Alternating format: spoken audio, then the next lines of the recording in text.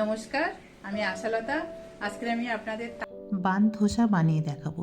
বাড়ি থাকা উপকরণ দিয়ে খুব সহজে এটা বানিয়ে নেওয়া যায়। তো চলুন দেখে নেওয়া যাক। তো এখানে আমি 1 কাপ চাল ভিজিয়ে রেখেছি 5-6 ঘন্টা।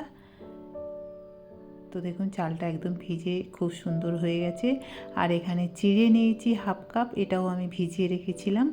এটা 2-3 ঘন্টা ভিজিয়ে রেখেছি। আর নারকেল লাগবে 1/2 কাপ। আর লাগছে এখানে টক দই লাগবে। তো টক দইও এখানে আমি 1/2 কাপ ব্যবহার করব। এবারে সব উপকরণগুলো আমি মিক্সিতে খুব ভালো একটা পেস্ট বানিয়ে নেব। তো এখানে আমি কম কম করে বানিয়ে নিচ্ছি। অল্প চাল নিচ্ছি, অল্প নারকেল, অল্প চিড়ে, দই দিয়ে এটা একটা সুন্দর পেস্ট বানিয়ে নেব। চিড়েও দিয়ে দিলাম অল্প।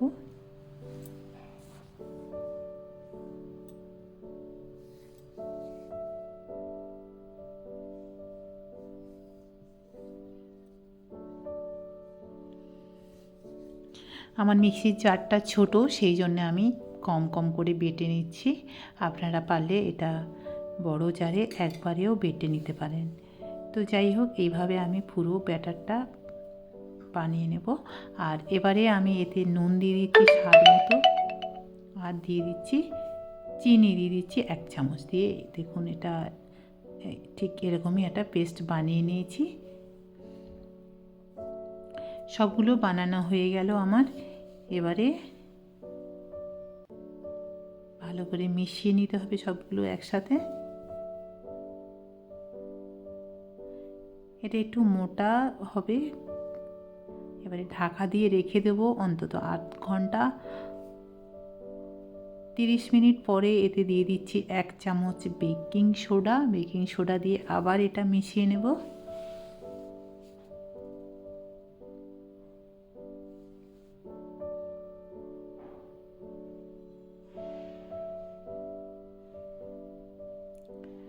এবারে একটা কড়াইয়ে দিয়ে দিচ্ছি ঘি।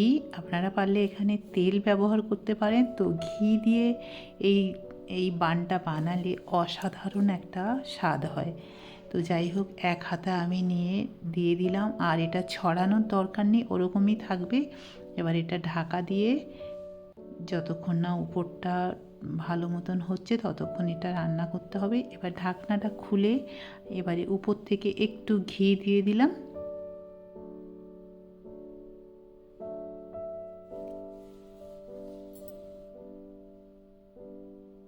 এইটা পারলে আপনারা নন স্টিক প্যানে করতে পারেন, তাহলে এটা খুব সুন্দর উঠে যাবে। তো আমার কাছে নন স্টিক প্যান ছিল না, তাই জন্য আমি এটা হালকা হাতে করে নিচ্ছি। একটা দিক হয়ে গেলে একটা দিক উল্টে দিলাম। এইভাবে আমি সবগুলো রেডি করে নেব।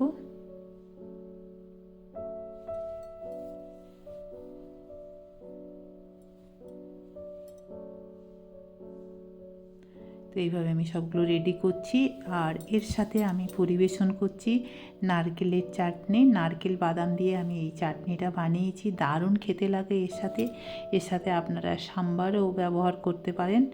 তো যাই হোক, এইভাবে বানাবেন। আর এটা খুব একটা হেলদি টিফিনের রেসিপি। অবশ্যই বাচ্চাদেরও খুব ভালো লাগবে। আর আপনাদের কেমন লেগেছে এই রেসিপিটা অবশ্যই আপনারা কমেন্ট করে জানাবেন।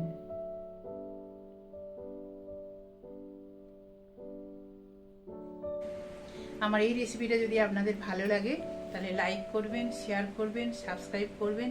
আর আমার বেল আইকনে ক্লিক করবেন, তাহলে নতুন নতুন ভিডিওর সাথে আপনারা আপডেট থাকতে পারবেন। নমস্কার।